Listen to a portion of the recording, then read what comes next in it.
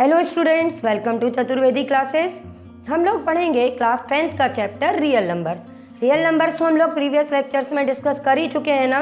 एक चीज़ और आपने ध्यान दी है कि जितने भी रियल नंबर्स होते हैं, चाहे वो हमारे रेशनल नंबर्स हों, इरेशनल हों, कोई भी नंबर हो, ये वो नंबर्स होते हैं जिनको आप नंबर लाइन पे रिप्रेजेंट कर सकते हो। क्योंकि आपने 9th में पढ़ ही चुका है ना, उससे पहले प्रीवियस क्लासेस में ये भी देखा था कि हम सारे पॉजिटिव नंबर्स नेगेटिव नंबर्स को रिप्रेजेंट कर सकते हैं। फिर आपने देखा था रेशनल नंबर्स भी हों, अगर 2/3 फॉर्म में, उन्हें भी रिप्रेजेंट कर सकते हैं। और इरेशनल नंबर्स भी हमने देख लिया, चाहे √2 हो, √3 हो, √2.3 हो, हम सभी नंबर्स को नंबर लाइन पे रिप्रेजेंट कर सकते हैं। तो इससे क्या पता चला कि रियल नंबर्स वो नंबर्स होते हैं जिनको कि आप नंबर लाइन पे रिप्रेजेंट कर सकते हो। अब आज जो हम पढ़ने जा रहे हैं वो है हमारी इसी रियल नंबर्स पर बेस्ड मेन थ्योरम, जो है फंडामेंटल थ्योरम ऑफ अर्थमेटिक। अब फंडामेंटल थ्योरम ऑफ अर्थमेटिक कहाँ से आई, कैसे आई, इस सब के बारे में भी पहले जानना ज़रूरी है ना। फिर हम अपनी थ्योरम डिस्कस करेंगे। तो एक बहुत फेमस मैथमेटिशियन थे जिनको प्रिंस ऑफ मैथमेटिक्स कहा जाता था। उनका नाम था कार्ल फ्राइडरिच गॉस। ठीक है, सबसे पहले फंडामेंटल थ्योरम ऑफ अर्थमेटिक के बारे में इन्होंने बताया था। ये जो वर्ल्ड के बेस्ट 3 मैथमेटिशियन हैं, इन्होंने मैथ्स के लिए जितना काम किया ना, उतना ही साइंस के लिए भी किया है। अब इन्होंने जो चीज़ नोटिस की उसको हम फंडामेंटल थ्योरम ऑफ अर्थमेटिक के फॉर्म में जानते हैं। वो क्या कहती है? वो थ्योरम है हमारी कि every composite number can be expressed or factorized as product of primes, and this factorization is unique apart from the order in which the prime factors occur। तो इसमें क्या कहा गया है? इसमें ये कहा गया है कि आप जब किसी भी कंपोजिट नंबर का प्राइम फैक्टराइजेशन करते हो तो उसमें जो प्राइम नंबर्स आते हैं वो यूनिक होते हैं, और भले ही उनका ऑर्डर कुछ भी हो, ऑर्डर से दिक्कत नहीं है। जैसे कि किसी ने 12 के फैक्टर्स फाइंड किए, तो 12 के फैक्टर्स फाइंड किए और उन्हें 2 × 2 × 3 लिखा। किसी ने 12 के फैक्टर्स फाइंड किए तो उसने 3 × 2 × 2 लिखा। फिर कोई और अपना करने किया, उसने 2 पहले लिया, फिर 3 लिया, फिर 2 लिया। हमने सभी का प्रोडक्ट निकाला तो आंसर क्या आया? 12।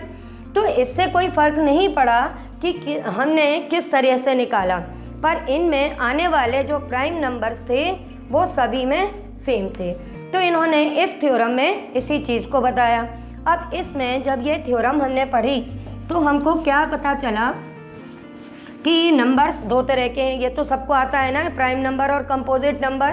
प्राइम नंबर की डेफिनेशन एक पढ़ी ही है हम लोगों ने कि डिविजिबल बाय 1 एंड इटसेल्फ, और अदर देन जो एक्स्ट्रा अपने नंबर्स होते हैं, इनके अलावा प्राइम नंबर्स के अलावा वो कंपोजिट होते हैं। और 1 हमारा ऐसा होता है जो ना प्राइम होता है ना कंपोजिट होता है। ये सब चीज़ें सबको मालूम है। इसके अलावा अगर कभी भूल जाओ ना कि अपने को 1 लेना है या नहीं लेना है, तो इसको ऐसे भी याद रख सकते हो कि प्राइम नंबर्स हमारे कौन से होते हैं? प्राइम नंबर्स हमारे सारे होल नंबर्स होते हैं। जो कैसे होते हैं? होल नंबर्स ग्रेटर देन 1 होंगे, इनको हम प्राइम नंबर्स बोलेंगे। कब बोलेंगे? जब ये हम फाइंड करने पर किसी और नंबर के प्रोडक्ट के फॉर्म में ना मिले। ठीक है, यानी कि ये जो इनका मतलब कहना चाहिए, इनका जो प्रोडक्ट निकलेगा वो केवल नंबर मल्टीप्लाइड बाय 1 होना चाहिए। ऐसे सारे होल नंबर्स को आप प्राइम नंबर बोल दो। फिर उसके बाद में आएगा कि हम कंपोजिट नंबर को इस तरह से कैसे डिफाइन करें। तो कंपोजिट नंबर के लिए भी हम क्या बोलेंगे? होंगे तो ये भी ग्रेटर देन 1, ये भी होल नंबर्स होंगे, पर ये ऐसे होल नंबर्स होंगे जो प्रोडक्ट ऑफ 2 प्राइम्स के इक्वल होंगे, या प्रोडक्ट ऑफ 2, 3 कितने भी। तो इसको आप ऐसे लिख लो कि प्रोडक्ट ऑफ 2 नंबर्स के इक्वल होंगे। ठीक है, वो नंबर फिर किसी नंबर प्राइम नंबर उसके फैक्टराइज करने के काम में आए, तो इस तरह से। तो ये तो बेसिक था आप लोगों को सिखाने के लिए। अब मेन चीज़ है जो हमको सीखनी है वो है प्राइम फैक्टराइजेशन। प्राइम फैक्टराइजेशन आप लोगों ने बचपन से किया ही है। जैसे कि अभी मैंने 12 का एग्जाम्पल दिया, हम लोग बहुत इजीली निकाल लेते हैं। 2 6 2 3 और 3 1 जा, ऐसे करके। और 2 और 3 का तो फैक्टराइजेशन कर लिया, पर क्या हम क्लास 10th में पढ़ रहे हैं तो हमारे पास में इतने छोटे छोटे फैक्टराइजेशन होंगे? नहीं होंगे। वहाँ पर हमको क्या करना पड़ेगा कि डिविजिबिलिटी रूल जो हमने पहले पढ़े थे ना, उन सबको आज रिवाइज करना पड़ेगा, क्योंकि जब तक आपको डिविजिबिलिटी नहीं आती तब तक आप किसी भी नंबर का प्राइम फैक्टराइजेशन नहीं निकाल सकते। अभी मैं आपको सारे के सारे नंबर्स की डिविजिबिलिटी तो नहीं सिखाऊंगी, पर जो अपने स्टार्टिंग के प्राइम नंबर्स हैं उनकी डिविजिबिलिटी और सिखा देती हूँ, जिससे कि आप लोगों को दिक्कत नहीं आए। ये थ्योरम तो समझ में आ गई ना? अभी इसी को एग्जीक्यूट भी कर लेंगे हम लोग प्राइम फैक्टराइजेशन के साथ में, तो आप लोग समझ जाओगे। जैसा कि मैंने बोला कि पहले हमको क्या करना है, कोई पहले प्राइम नंबर लिख लेते हैं हम थोड़े से, जिनकी डिविजिबिलिटी सीखनी है। तो प्राइम नंबर हमको मालूम है 2, 3, 5, 7, 11, 13, 17, 23, 29, 31 एंड सो ऑन। काफ़ी हैं। अगर हम इतने नंबर्स हैं, इन्हीं की अगर डिविजिबिलिटी रूल ढंग से कर लें तो हमारा काम चल जाएगा। जैसे कि 2 का तो सबको आता ही होगा कि वो कोई भी इवन नंबर हो, मीन्स जिसके कि लास्ट डिजिट को हम कहते हैं 2, 4, 6, 8 या 0 हो, वो डिविजिबल बाय 2 होता है। 3 के लिए हमको क्या मालूम है? 3 के लिए हमको मालूम है कि सम ऑफ द डिजिट अगर हमारा डिविजिबल बाय 3 हो जाए तो हम कह देते हैं ना पूरा नंबर 3 से डिविजिबल है। कोई भी एक एग्जांपल लेके देख लो, सपोज करो कि 66 है, तो आपको मालूम है 6 + 6 किया 12 आ गया, 12 3 से डिविजिबल है। हाँ, अगर 12 3 से डिविजिबल है तो ये 66 भी डिविजिबल बाय 3 हो जाएगा। इस तरह से चेक कर लेते हैं ना। 5 की डिविजिबिलिटी तो सबसे इजी है ही कि जब कभी भी हमको मालूम है कि हमारा लास्ट डिजिट क्या होना चाहिए बेटा, 0 या 5 हो, तो हम उस केस में क्या कह देते हैं कि ये नंबर 5 से डिविजिबल है। अब प्रॉब्लम शुरू होती है हमारी 7 ऑनवर्ड, क्योंकि जब हम लोग छोटी क्लास में 7th में 8th में पढ़ते हैं तो हमारे पास में डिविजिबिलिटी रूल मैक्सिमम 11 तक तो था ही, 7 का NCERT में नहीं था, पर और अगर आपने रेफरेंस बुक की होंगी तो उसमें होगा।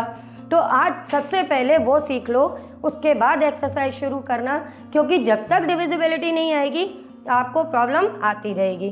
तो अब हम इस चीज़ को सीख लेते हैं। हमारा मेन फोकस अभी इन नंबर्स के ऊपर रहेगा, ठीक है। अगर मैं सीरियल ऑर्डर में सबकी डिविजिबिलिटी सिखाऊंगी तो शायद तुम लोगों को दिक्कत आ सकती है।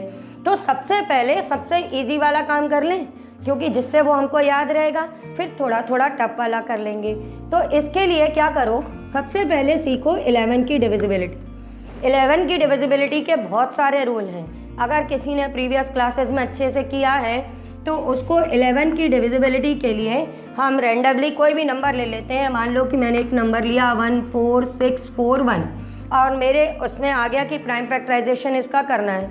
अब मैं ये सोचूं कि ये किससे डिवाइड होगा, एंड में 1 आ गया तो 2 से डिवाइड नहीं होगा। 3 के लिए इसको ट्राई किया तो 3 के लिए सम ऑफ द नंबर्स निकाला तो 1 + 4 5, 5 + 6 11, 11 + 4 11 + 4 अपना 15 और 16 तो 3 से भी डिवाइड नहीं हो रहा, 5 से तो होगा ही नहीं क्योंकि एंड में 1 आ गया। तो अब हमने ट्राई किया 7 से।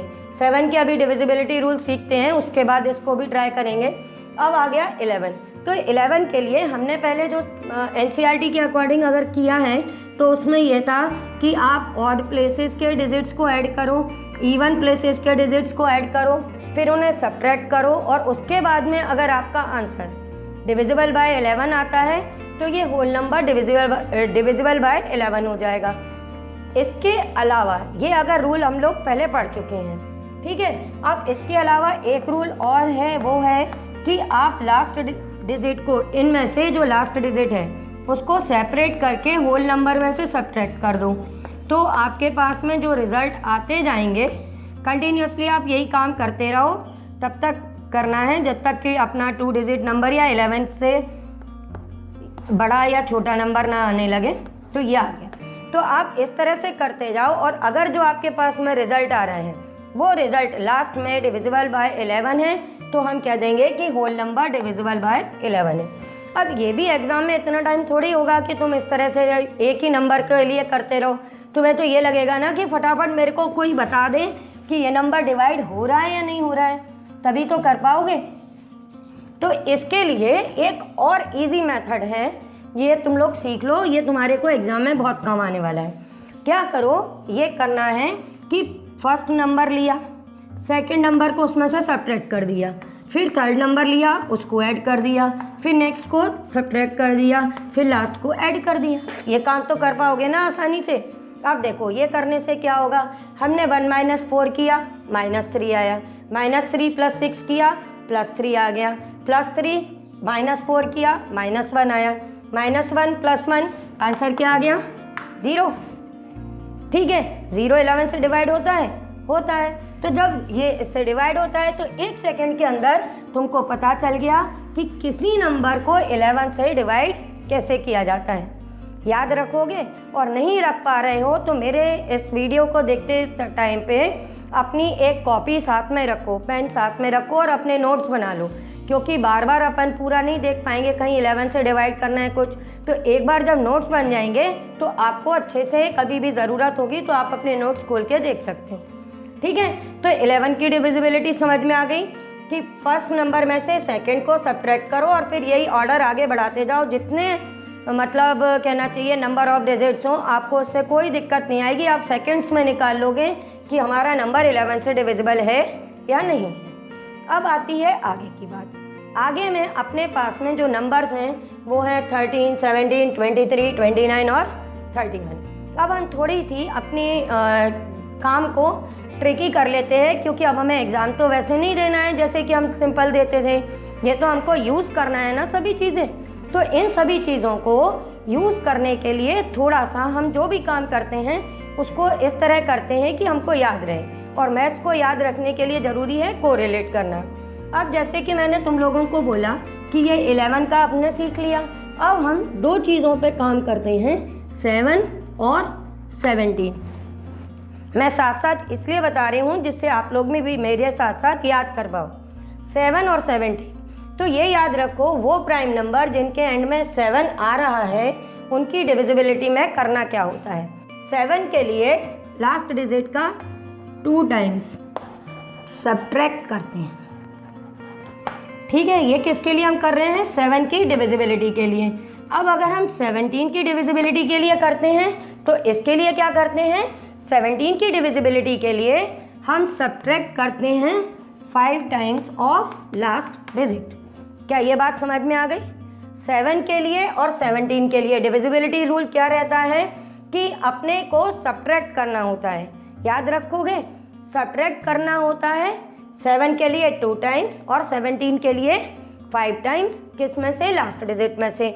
तो ये हम जब सब्ट्रैक्ट करते हैं तो हम बता सकते हैं कि हमारा गिवन नंबर डिविजिबल बाय 7 है या नहीं है, या डिविजिबल बाय 17 है या नहीं है। अब जैसे कि 7 के लिए हम वही नंबर ले लेते हैं, जनरली हमको मालूम है कि ये है 343। अब आप सोचोगे कि एग्ज़ाम में एकदम से देख के मैं कैसे डिसाइड करूं 2 टाइम्स 3 टाइम्स, क्या मैडम ने बोल दिया पता नहीं। तो आपके पास में मान लो ये नंबर लिखा हुआ है 343, आपका आ गया और आप सोच रहे हो अब ये किससे डिवाइड होगा, तो आप जल्दी से क्या करना, लास्ट डिजिट ले लेना अपना और उसको क्या करना, इनटू 2। ठीक है, तो ये यहाँ पर लास्ट डिजिट हट चुका, तो आपके पास में क्या बचा है 34, और इसका डबल किया आपने तो 3 2 6, इसको इसमें से बस सब्ट्रैक्ट कर देना। सब्ट्रैक्ट करोगे आ गया 28। हमें मालूम है 7 28 7 4 जा होता है, तो आपने तुरंत से निकाल लिया कि ये नंबर 7 से डिविजिबल है। और अगर डिविजिबिलिटी रूल नहीं आती तो आप बहुत देर तक सोचते रह जाओगे। अब ऐसे ही 17 का है। 17 के लिए अपने को पता है क्या करना है, बोल दिया जैसे कि तुमसे 5 टाइम्स लेना है।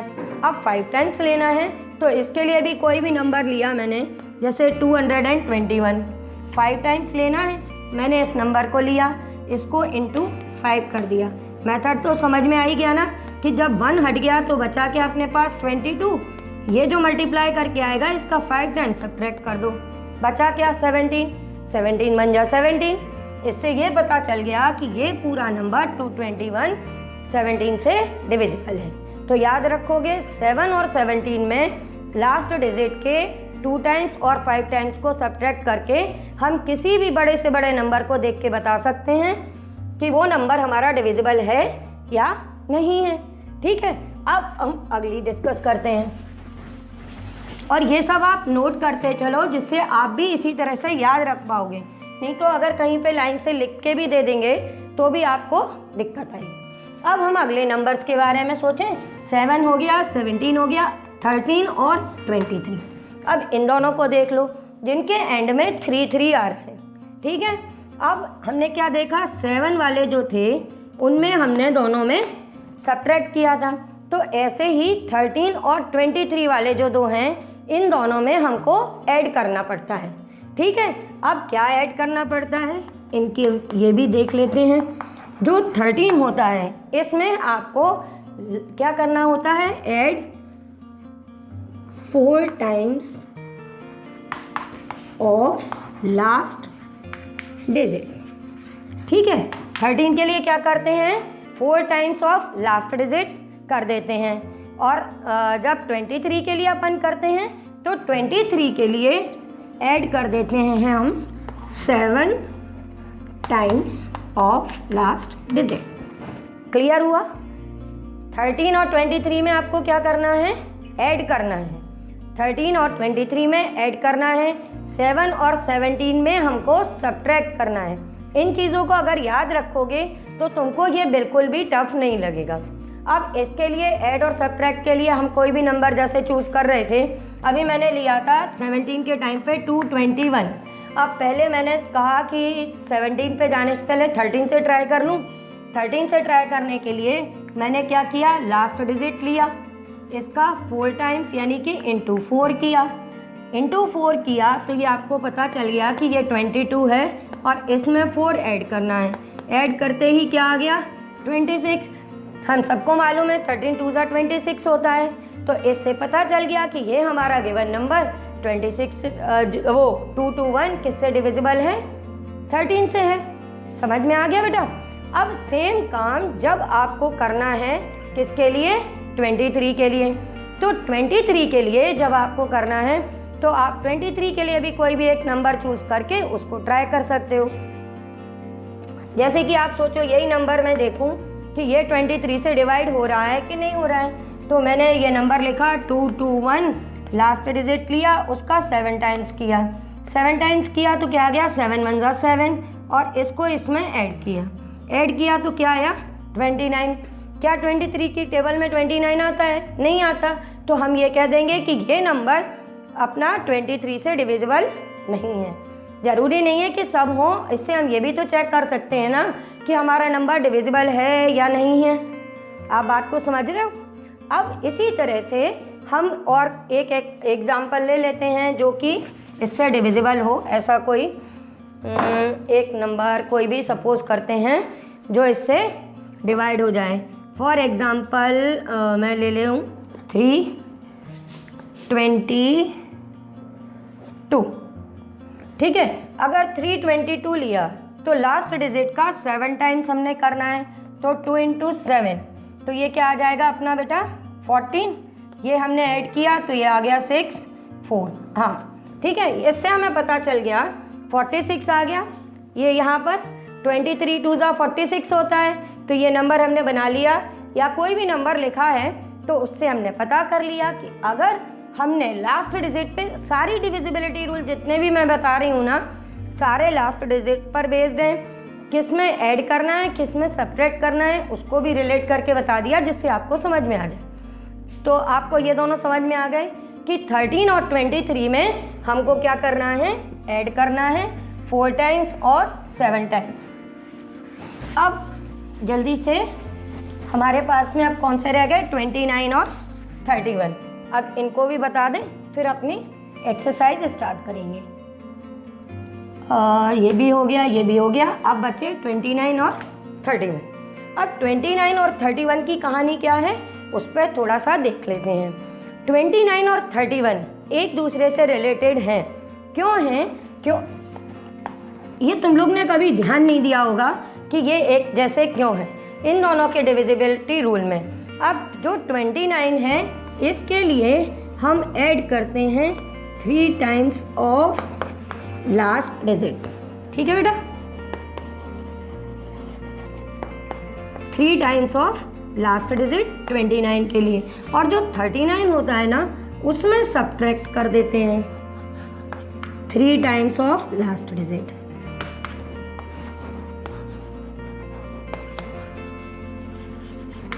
ये बात समझ में आई कि 3 times of last digit add करते हैं, 3 times of last digit subtract करते हैं। जैसे कि अब मैं कोई एग्जांपल ले रही हूँ तुम्हारे सामने जिसमें 3 टाइम्स ऐड करने पर अपना आंसर आ जाए। तो फॉर एग्जांपल अपन कोई भी नंबर चूज़ कर लें। एक नंबर लिया मैंने 464। अब इस 464 का लास्ट डिजिट 4 है, इसको क्या करना है 3 टाइम्स, यानी 4 × 3, तो अपना क्या आएगा 12। इसको इसमें ऐड करो तो ये 8, ये 5, तो ये आ गया 58। हम सभी को मालूम है 29 2 58 होता है। तो ये होल नंबर जो हमने एकदम से लिखा था 464, ये हमें पता चल गया कि ये 29 से डिविजिबल है। अब इसी तरह से 31 के लिए अगर मुझे देखना है तो 31 के लिए फिर मैं अभी कैलकुलेट करके ही निकाल रही हूँ। 31 के लिए चेक करना है तो नंबर ले लेते हैं हम 372। देखो ये नंबर मैंने इस तरह से बना लिया, जो मैंने तुम लोग को बोला है उसके अकॉर्डिंग मेरा आंसर आ जाए इसलिए। ठीक है, अब मैंने चूज़ किया एक नंबर 372, तो मेरे को करना क्या है सब्ट्रैक्ट करना है 3 टाइम्स द लास्ट डिजिट। अब लास्ट डिजिट अपने पास में क्या है 2, इसका 3 टाइम्स किया तो 3 2 6, सब्ट्रैक्ट किया तो क्या आ गया 31। अब एग्ज़ाम में तुम लोग को ऐसे थोड़ी मालूम है 372 लिखा है, ये 31 से डिवाइड होगा कि नहीं होगा। आपने नंबर देखा, जल्दी से कर दिया। ये कब काम और भी आएगा, जैसे आप प्राइम फैक्टर निकालने बैठे हो या आप ट्री मेथड से निकाल रहे हो या ट्री डायग्राम बनाते थे ना अपन बेटा, इस तरह से 372, तो हमने देखा लास्ट डिजिट 2 से डिवाइड हो रहा है, तो हम उसको इस तरह से ट्री डायग्राम बना देते थे कि लास्ट में 2 आ रहा है तो हम पूरा इसको पहले 2 से डिवाइड करेंगे। तो ये आप जब डिवाइड करोगे तो ये क्या आ जाएगा आपका 2 1 2, 2 8 16 और 2 6 12, और यहाँ लिख दोगे 2। फिर इसको आप और आगे करोगे, ऐसे करते जाते थे ना बेटा।